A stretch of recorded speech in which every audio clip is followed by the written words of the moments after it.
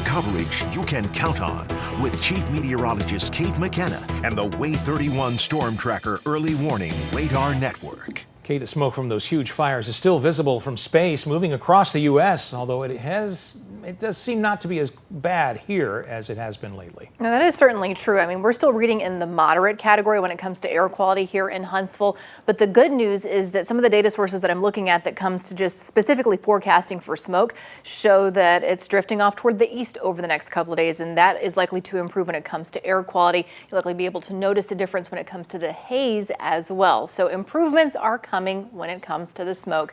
The Way 31 Storm Tracker Early Warning Radar Network shows some strong storms outside of North Alabama. A couple of severe thunderstorms, one up in Tennessee, one in northwest Georgia. But aside from that, we've just been left with a couple of showers. We had storms earlier, but those are fading to spotty showers in Limestone County. Parts of Madison County, we've seen a couple of showers moving through. Farther toward the southeast, this little downpour that popped up into DeKalb County is starting to fizzle as well as it's approaching Geraldine.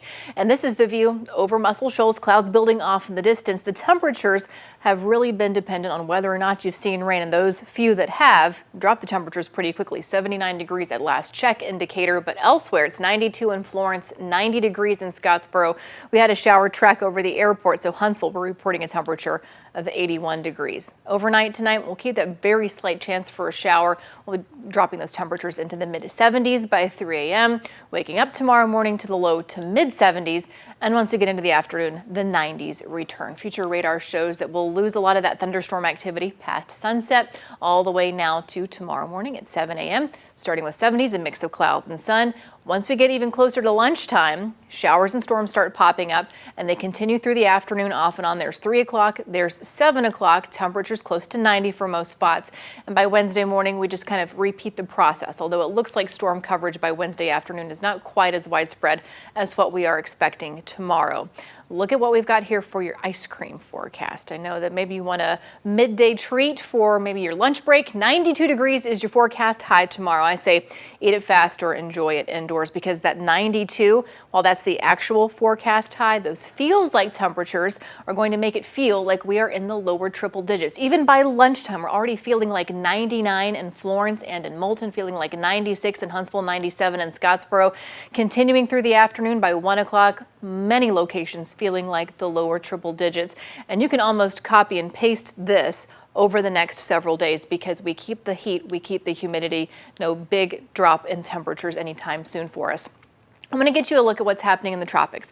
Not so much the Gulf of Mexico right now, but look just east of the Lesser Antilles, and we've got potential tropical cyclone 6. Maximum sustained wind right now is 35 miles per hour. We do expect this to become a tropical storm overnight or early tomorrow morning, and that storm will continue to track towards the west. I believe Fred is our next name on the list, and if it stays over sea rather than actually tracking over Hispaniola or Cuba, that's going to allow it to maintain its strength. And at this point, it's really too soon to say what kind of impact it's going to have on the Gulf or Florida specifically, but it is going to be approaching Florida by the weekend. That's a max sustained wind of 45 miles per hour, low-end tropical storm as it's approaching the Gulf of Mexico. 7-day forecast looks like this: 30-40% chance for showers and storms each and every day.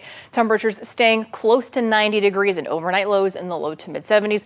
A very typical summertime pattern for us here in North Alabama. Remember, you can always listen to your forecast on the radio, 104.3 WZYP.